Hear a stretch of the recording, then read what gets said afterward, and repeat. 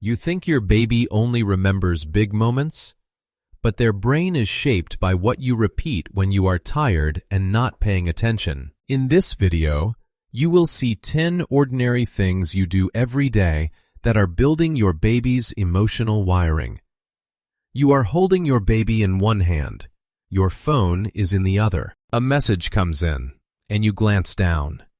You know you should look back up, but you tell yourself it is only a second. Your baby is already looking at your face, not for attention, for response. What happens in that small gap is not behavior. It is the beginning of how their brain learns safety, attention, and emotional control. And most parents repeat that moment hundreds of times without realizing what it is building. They are the very first bricks shaping your child's world. Every single day, you call your baby's name dozens of times while feeding, changing diapers, or just walking past. You think it is just a normal everyday habit? In reality, your baby does not hear a noun at all. You say their name every day, but they are not hearing a word.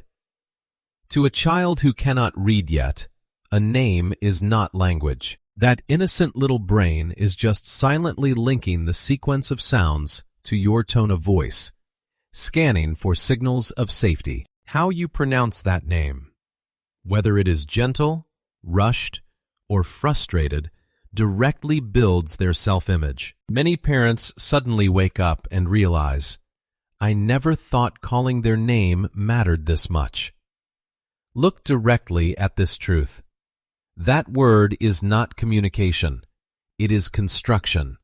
The cost here is heavy. A child's self-worth becomes entirely dependent on the frequency and emotional tone they receive through your voice. You accidentally repeat a nagging tone?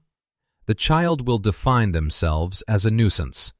You are not naming them. You are shaping how they feel about themselves.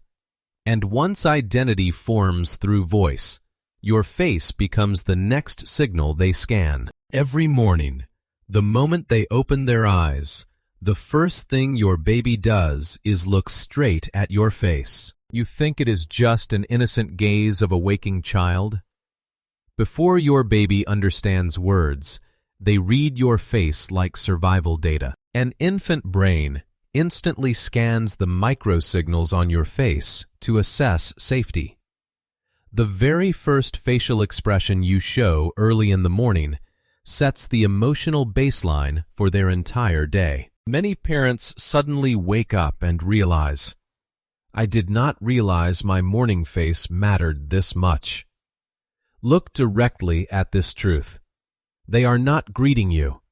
They are scanning safety. If you wake up with exhaustion, stress, or an accidental frown, the child's attachment system immediately triggers an alarm. Their emotional regulation depends entirely on the emotional predictability of the caregiver. Your face becomes their first emotional map of the world.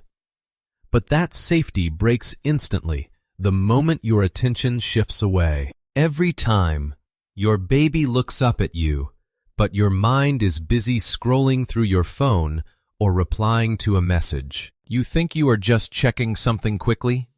In reality, your baby is experiencing abandonment. Your baby looks at you, but your attention is somewhere else.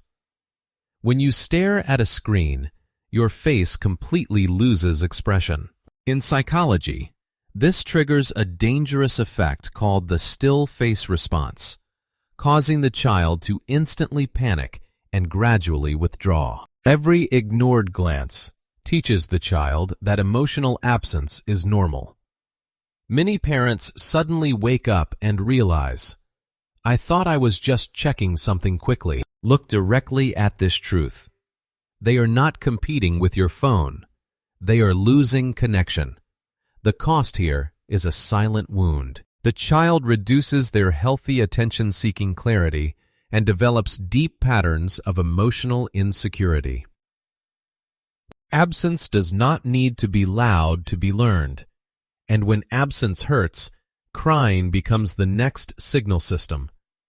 When that cry rings out, what do you do? Do you rush over immediately or let them cry for a little longer? You think it is just a normal, comforting response? In reality, your reaction is programming the child's belief system. A cry is not noise. It is a question. Your baby's brain is silently mapping your reliability as a parent. When you respond, the child learns that distress always leads to safety. But if you ignore it or react unpredictably, their future ability to regulate stress will be completely fragmented. Many parents suddenly wake up and realize, I did not know my reaction was being stored like this. Look directly at this truth. You are not calming behavior. You are building trust. The cost here is heavy. Every response becomes a prediction in their nervous system. But trust is not only built in crisis. It is built in touch. Those moments you hold, rock, or keep skin-to-skin contact during comfort times. You think you are just holding a baby to stop them from crying? In reality, your touch regulates a system they cannot control yet. Your arms are not support. They are regulation. As skin meets skin and warmth spreads, the infant's fragile body automatically synchronizes with the caregiver's rhythm. You are their external calm before internal calm exists. Without this consistent physical co-regulation, their future capacity to self-soothe will be severely delayed. Many parents suddenly wake up and realize, I was just holding them. But it is so much more than that. Look directly at this truth. They borrow your stability until they can build their own. The cost here is their future emotional instability if they lack meaningful embraces. And it is not just skin. Even your voice carries emotional data they decode instantly. When you speak on the phone, while stressed, or argue with someone in the room, you think your baby is too young to understand, and those words are not even directed at them? In reality, your tone of voice is transmitting emotional data that your baby can clearly feel. Your baby does not understand your words, but they understand your tone. An infant's brain is so sensitive that it detects the pitch and tension in a parent's voice. They use it as a compass to measure the safety of their environment. When you speak with frustration, even to someone else, the child instantly goes on high alert. Many parents suddenly wake up and realize, I did not mean anything bad, but they still reacted with fear. Look directly at this truth. Your voice is not communication. It is atmosphere. The cost here is heavy, as chronic exposure to this tension increases their baseline emotional sensitivity later in life. They hear your nervous system, not your sentence. And when fear appears, they search your face again for meaning. When a child falls, they do not check for pain first. The very first thing they do is look straight at you instantly. You think it is just a normal response looking for comfort? In reality, your reaction defines how the child interprets danger. They fall, but they are not checking pain first. The baby's brain is using the caregiver's expression to measure the severity of the threat. If you panic, gasp, or show visible fear, the child learns this is a disaster and instantly cries out. Conversely, if you maintain a calm presence, they learn that the situation is entirely under control. Many parents suddenly wake up and realize, I did not realize my reaction shaped their fear. Look directly at this truth. They are not reacting to the fall. They are reacting to you. The cost here is heavy.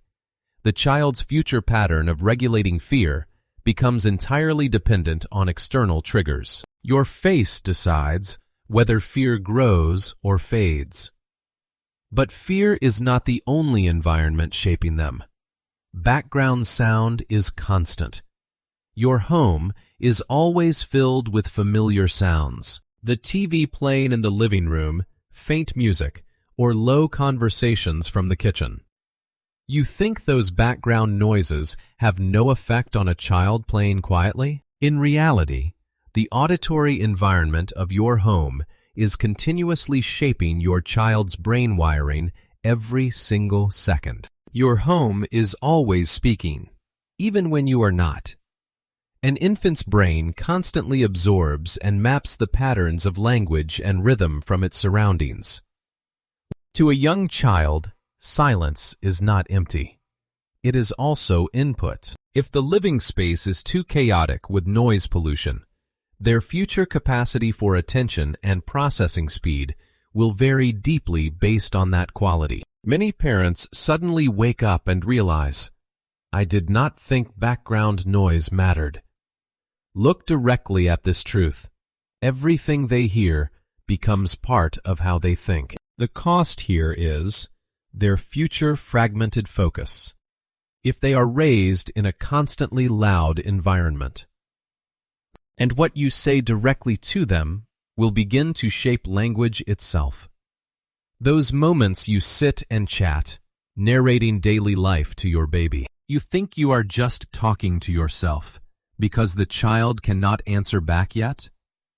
In reality, your responsive talking is directly building their cognitive structure. They cannot reply, but they are building language from you. Through repetition and response patterns, the baby's brain strengthens its language mapping deeply. Many parents ask themselves, they do not answer me, but why do I still talk? Look directly at this truth. Every word you say is building their thinking. The cost of reducing this verbal interaction is a delayed expressive development later in life. They are not learning words, they are learning thought. And the final imprint happens when everything slows down. Those late-night moments when you hold your baby in the dark, rocking in silence. You think you are just helping them close a long day and drift off to sleep? In reality, this final emotional state is being encoded into permanent memory. Before sleep, everything slows down, and everything becomes permanent. The baby's brain consolidates and stores the entire emotional state during the sleep transition. Many parents gently smile and realize this is the calm they will remember without ever knowing it. Look directly at this truth. You are not ending the day. You are storing it. The cost of letting them sleep in tears or frustration is forming a lifelong baseline of emotional insecurity. The last moment of today becomes their default feeling of safety tomorrow. What shapes your baby is not what you teach. It is what your nervous system repeats when you are not thinking about teaching. Most of parenting happens in those unintentional moments. Some parents react before they notice. Some parents notice before they react. The difference is not knowledge, it is awareness inside the moment. You are not building behavior, you are building the patterns behind behavior. Right one moment, you recognized yourself in this video. Not to judge it, just to see it clearly. If this made you pause even once, there will be more moments like this here. What you do without thinking becomes what they never forget.